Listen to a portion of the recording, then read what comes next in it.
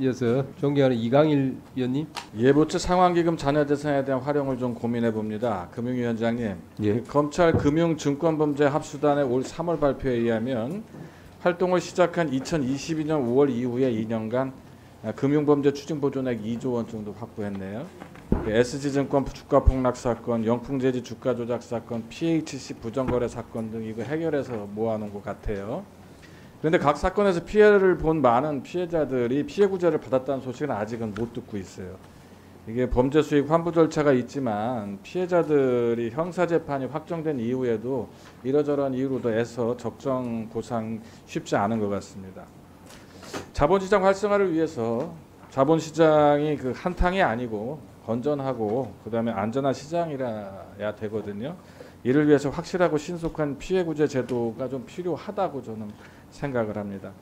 위원장님, 지금 폐업 펀드 다시 한번 논의해야 될 때라고 저는 생각을 하는데 검토해 보신 적 있나요?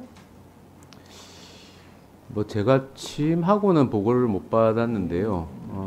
한번 보겠습니다. 근데 이게 알겠습니다. 아마 큰 어떻게 보면 과징금이나 이런 거를 어떻게 활용할 거에 대한 굉장히 큰 변화라서. 예. 자, 그러면 한국형 공정기금 2020년도에도 이제 국회 논의됐었어요. 근데 그때 보니까 기록 보니까 재원과 운영 주체 등에 대한 이견 때문에 그때 실패했거든요. 그래서 이제 미국의 폐업 펀드는 이제 부당이득이나 민세제재금 이런 걸로 재원을 하고 있는데, 근데 한국은 좀 사건별 과징금이나 부당이득이 좀 적게 징수가 되니까 좀 부족해요. 그래서 별도 재원이 꼭 필요합니다. 근데 본 의원이 재원으로 금융범죄 추징 보존액, 각종 과징금 이외에 좀 예부처 상환기금을 좀 활용하는 걸 좀 제안하고 싶어요.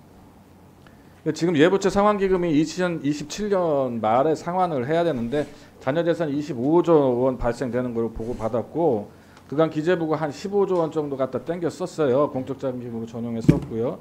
나머지 10조 정도가 잔여재산으로 여러 군데 쓸 수 있는 기회가 좀 있다고 저는 보고 있습니다. 그래서 잔여재산을 예보기금으로 전환해서 이제 금융권 몫으로 귀속하는 것은 이건 좀 맞지 않다 이렇게 보고요.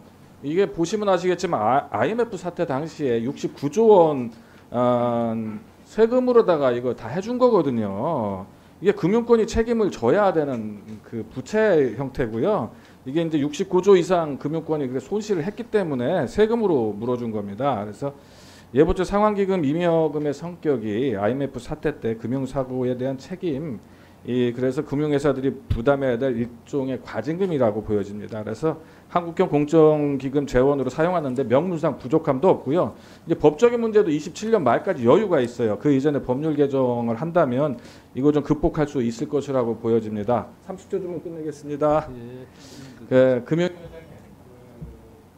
금융위원회는 그 예보의 기능을 영국의 FSCS라고 있네요. 이게 이렇게 이거 확장하는 것을 포함해서 공정기금의 도입을 좀 적극적으로 검토해야 된다. 그리고 이거 검토하셔야 되고요.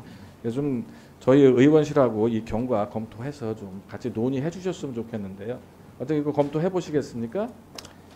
이 예부처 상환기금 이제 뭐 좀 여유 재원이랄까요? 그 부분 어떻게 써야 되느냐 하는 부분은 여러 부처와도 협의가 좀 필요하고 사회적인 좀 합의도 좀 필요합니다. 이걸 그렇죠. 그러니까 좀 아직 시간이 좀 있으니까 이거 좀 예, 서두르면 충분히 가능할 거고요.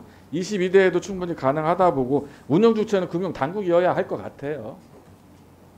예, 의원님 의견은 충분히 이해하겠습니다. 그럼 예. 내년서부터 저하고 또 계속 이 얘기 논의하셔야 될 건데 좀 검토 예, 빨리 좀 예, 해주십시오. 예. 이상입니다. 네, 수고하셨습니다.